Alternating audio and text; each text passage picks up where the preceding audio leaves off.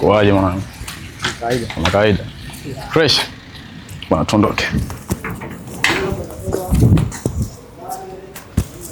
Alright. Bwana karibu sana 7 Media. Yeah. Sawa. Hii ni mara ya pili tunakutana. Mara ya pili baba, hapa tulichini. Dakika 5 za maswali matano kutokea 7 Media. Leo tuko na Loni Boy.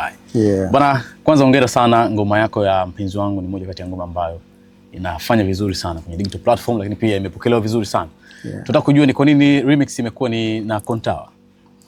Yeah, kwanza nilitoa original vision, lakini nilifanya vizuri, lakini nguvu yake ndio ilishia pale ambapo imeishia. Kwa hiyo mimi nikawa nataka ifanye zaidi. Kwa hiyo nikawa nimefikiria labda ni shoot video kubwa na nini. So wakati nafikiria kushoot video, nilikuwa tayari nishakuwa naongea na Kontawa kwa ajili ya kufanya naye ngoma zingine tofauti. Kwa meneja wangu akaja na idea, akaniambia bana, hii ngoma tutafutie remix. Hakuwa amemmention Kontawa, lakini ananiambia tutafutie remix. Kwa mtu ambaye nilikuwa wakati huo nazungumza naye kuhusu kufanya ngoma, mtu ambaye nilikuwa nipo kwenye mazungumzo naye ya kurekodi ilikuwa ni Kontawa. Kwa hiyo kaambia Kontawa, mbona hii ngoma? Yeye mwenyewe akafly kwa sababu ni ngoma yeye mwenyewe kumbe alikuwa anaipenda. Na akaniambia bana, hii ngoma mimi pia nilifikiria hii ngoma. Kwa hiyo kama umeniambia, mimi mwenyewe nimekuwa happy kwa sababu ni ngoma ambayo ni kali na mimi nilikuwa naona kabisa ni ngoma ambayo tu ina miss kitu kidogo tu ili iwe kubwa. So na mimi tumeifanya na imekuwa kubwa kweli. So ni ngoma ilimhitaji Kontawa au Kontawa ndo alihitaji ngoma? Ni vitu wote walihitajiana kwa sababu Kontawa pia alihitaji. Kwa sababu nilikuwa na project naye zingine za kufanya lakini hatukufanya. Yeye mwenyewe akaona hii ndio inafaa. Kwa hiyo ngoma ilimhitaji na Kontawa pia alihitaji ngoma. Okay. Yeah. Bwana tunatamani tufahamu vitu vifupi sana kutoka kwako. Yeah. Tuchagulie kati ya A ama B katika haya maswali ambayo nitakuuliza sasa hivi. Kwa upande wako Kings Music au WCB? Ipi kwako ambao ni the best? WCB. WCB. Kwa nini? Naenda kwa mifano tu. Nadhani na wasanii wengi wametoka, wasanii wengi pale waliofanikiwa zaidi. Yaani namba ya wasanii waliotoka pale waliofanikiwa zaidi ni wengi. Yeah. Ibra au Kontawa? Kontawa. Kwa nini? Kwa sababu bana Ibra pia alinicheki kuhusu hii ngoma. Baloni nilivyoitoa nafanya vizuri, kana Baloni vipi ngoma, nikamtumia beat na vocal na nini, sijui akapotelea wapi Ibra.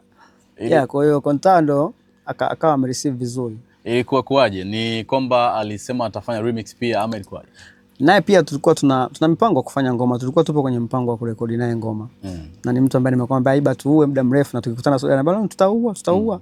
Of course kuna ngoma tuliifanya lakini inaonekana ngoma ile haikufikia viwango vya lebo yake ambayo tulikuwa tunataka kuifanya, na ngoma alianzisha yeye mwenyewe. So wakati niliachia ngoma hiyo, wakati inafanya vizuri, so akanipigia simu akaniambia Baloni vipi? Nikamwambia nakusikiliza wewe. Akaniambia mtumie nione, nikamtumia beat na nini. So inawezekana labda kwa kipindi kile ndo kipindi hicho ambacho naye alikuwa na face changamoto zake tofauti, kwa hiyo sikumpata studio kwa wakati, na hii ilikuwa ni remix, ni ngoma ambayo ilikuwa inahitaji uharaka zaidi. Okay. Yeah, so Kontawa ndo mtu ambaye alikuwa sharp kwa nimefanya naye. Kwa experience yako ya muziki mpaka ulipofikia, ulishawahi kutamani kuwa kwenye lebo yote? Mimi nipo kwenye lebo pia. Okay. Yes, nipo kwenye lebo, lakini lebo ni kitu ujue kinafanya backup kubwa sana kwa msanii, na hata hizi pamoja na kwamba vitu vinavyoendelea kwamba lebo na nini, lakini wasanii lazima turudi nyuma na tujue michango ya lebo na tuheshimu lebo, kwa sababu ndo zina watu ambao wana invest tukiwa hatuna kitu kabisa, unanielewa? Yani wanakutoa ukiwa huna kitu kabisa, wanaanza kuinvest. Ni changamoto tu huwa zinatokea katikati, kwa sababu watu wana invest, wanakuwa wanategemea kupata kitu fulani alafu kinachelewa, na hii ni michongo ya pesa, unaelewa? Kwa hiyo kuna namna biashara yoyote ambayo hata wewe mwenyewe unaiwekea pesa alafu inakuwa inachelewa kufanya returning, inaweza ikakukata kwa namna moja ama nyingine. Sasa either uwe ni wewe ndo ambaye uwe usimamie biashara yako vizuri, au awe msanii mwenyewe hawezi kujipambania vizuri. Okay. Yeah. Mwaka huu ni mwaka ambao wasanii wengi sana wameachana na lebo zao. Tukizungumzia Mbosso, Lava pia tunaona Yami na pia Ibra tumesikia hapo juzi. Kwa upande wako labda unadhani changamoto inakuja kwenye kitu gani? Kwa sababu tunaona wasanii wengi wanasaini mikataba na wanajiunga na lebo, lakini baadaye wanakuja nje wanalalamika kwamba wanadaiwa pesa na vitu vingine kama hivyo, vitu ambavyo vilikuwa vipo tayari kwenye mikataba na walisaini wakiwa wanaona. Changamoto iko kwenye nini kwa wasanii kuachana lebo zao kwa wingi hivi, lakini pia kwa nini wasanii wanajiingiza kwenye janga la kusaini mikataba ambayo labda hawaielewi? Yeah, kwanza tunakuwa tuna talent alafu tunakuwa hatuna uwezo wa kuonesha hiyo talent. Kwa hiyo lebo zinakuja zinatu approach na zinaweka mikataba mezani, ambayo kwa muda huo mikataba kiukweli huwezi kuona umuhimu wa kuisoma sana, kwa sababu wote utakachoangalia pale bana, nitatoa nyimbo, nitapata mafanikio, lakini pia nitajitoa kwenye hali moja kwenda hali nyingine. Nadhani wewe mwenyewe unajua, mtu ukiwa unapitia shida, tuna mama zetu, tuna ndugu zetu wanatutafuta, wanatutegemea, alafu pia tunakuwa tupo kwenye kipindi fulani cha ukuaji. Kwa hiyo hata nyumbani ukiwa unaonekana ueleweki kitu unachokifanya, inakuwa ngumu kuendelea kusema eti mimi sitaki lebo, sitaki mkataba wowote, nifanye kazi mwenyewe mpaka nitoboe. Na kutoboa yenyewe kwa industry yetu ya Tanzania unajua ni ngumu sana watu kutoboa. Kwa hiyo ikitokea lebo inakuja kukurahisishia kazi, hata mkataba unakuwa upi kipaumbele sana kwenye kuzingatia. Kwa hiyo utajikuta umesaini na kuamini kwamba labda baadaye mambo yatakuwa sawa. Lakini baada ya kufanya kazi, changamoto zitakapotokea, na nadhani kinakuwa shida ni kwamba msanii ukishatoka sasa, umewekwa umekuwa mkubwa, majukumu huwa yanakuwa mengi sana, hata familia jinsi ambavyo inakutazama, lakini hata maisha yako kwa ujumla yanakuwa kwenye thamani kubwa, ambayo inaweza kuwa ile lebo haijui hicho au inajua lakini haizingatii, haijui unapitia ugumu gani kwenye hiyo star chart waliokuwekea. Kwa upande wako, labda utuibie siri kidogo, lebo yako ambayo wewe unafanya nayo kazi sasa hivi, na labda ukiamua kuvunja mkataba, ina mazingira namna gani ambayo labda wameyaweka kwamba unatakiwa kulipa kiasi gani cha pesa? Mimi pia na changamoto zangu nyingi kwenye lebo yangu, lakini mimi ndio sipendi kulalamika. Unajua vitu ambavyo niliviamua mwenyewe, niliviingia mwenyewe.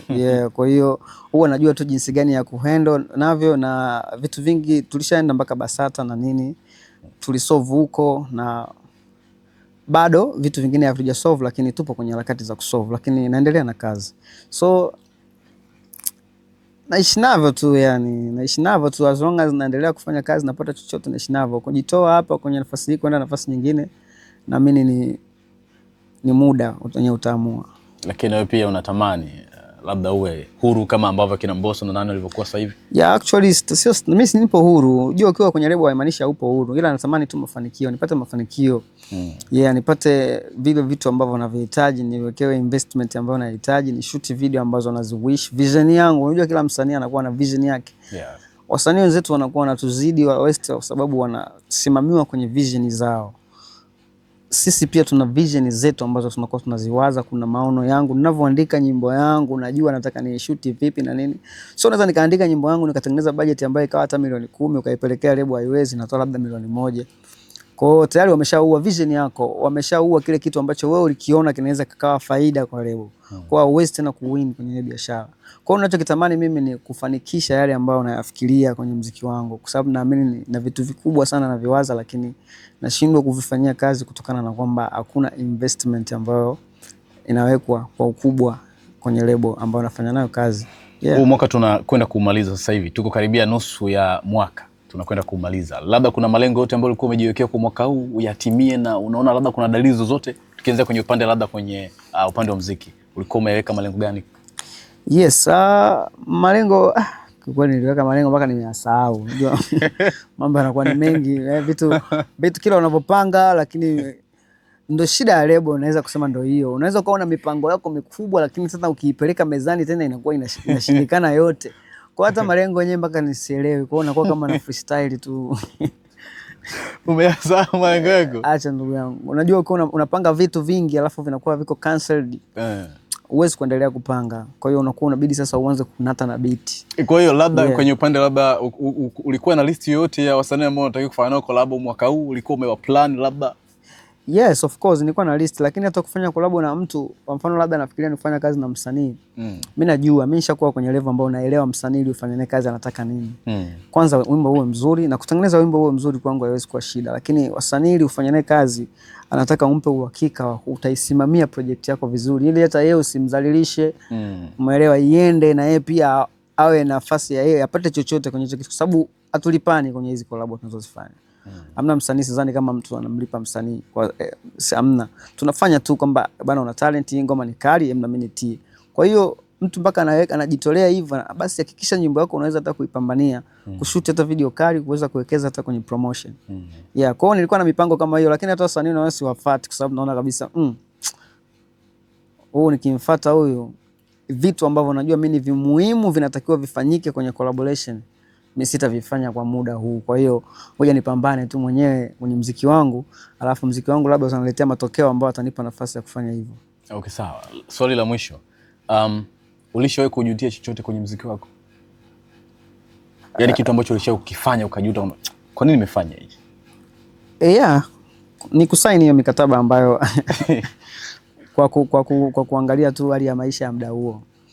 Yes. Okay. Yeah. Ndio ambayo uko nayo mpaka sasa hivi. Yeah, tunaishi nayo, napambana nayo. Yaani sio kama unyonge kwamba inabidi tuanze kula.